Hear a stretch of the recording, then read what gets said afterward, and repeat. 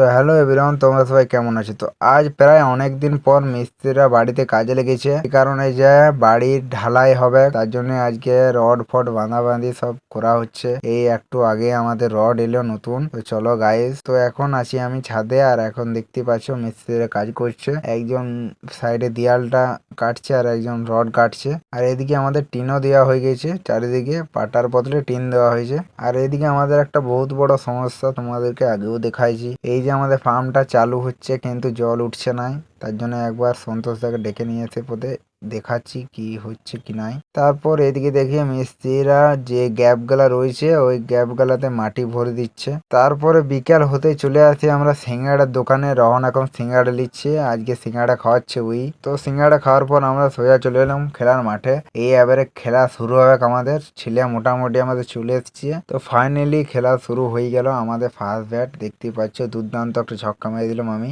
আর এদিকে খেলতে না খেলতে মানে এত ঝড়, মানে বলার কিছুই নাই। কাল বৈশাখের মতন ঝড় দিচ্ছে গাইস, দেখতে পাচ্ছ কত হলো, মানে কালি উঠছে। আর আমাদের এদিকে বিশাল কালি হয়। তারপর এদিকে ক্লাব দিকে চলে আসি, আর ঝড় তো বিশাল দিচ্ছে আর জলও হালকা হালকা টিপে যাচ্ছে। আর এদিকে আমাদের রড গেলে বাইরেই আছে, জল পড়ে গেলে খারাপ হয়ে যাবে, তার জন্য গোডাউন ঢুকাতে যাবো বড় মামার। তো ফাইনালি বড় মামার গোডাউনে আমি রডটা রেখে দিয়েছি। আর এদিকে দেখতে পাচ্ছ কত বৃষ্টি পড়ছে, মানে বলার কিছু না, এত বৃষ্টি পড়ছে গাইস। আর এদিকে একটু একটু পাথরও পড়ছে, বুঝতে পারছো ভাই, মানে এত জল পড়ছে আর পাথরও পড়ছে। তো ফাইনালি তার কিছুক্ষণ পরে আমাদের জলটা দেখি মোটামুটি ছাড়াই যায়। তো এখন যাব আমি ঘর। তো ফাইনালি ঘর থেকে এসে দেখি ঢাম পুকুরে পিছে আমাদের জল দাঁড়াই গিয়েছে। মানে জানি না কালকে কি করে খেলা যাবে। আজকে তো খেলা গেল নাই, কালকে যদি শুকোয় তবে খেলা যাবে। তো চলো গাইস, আজকের মতন এখানেই।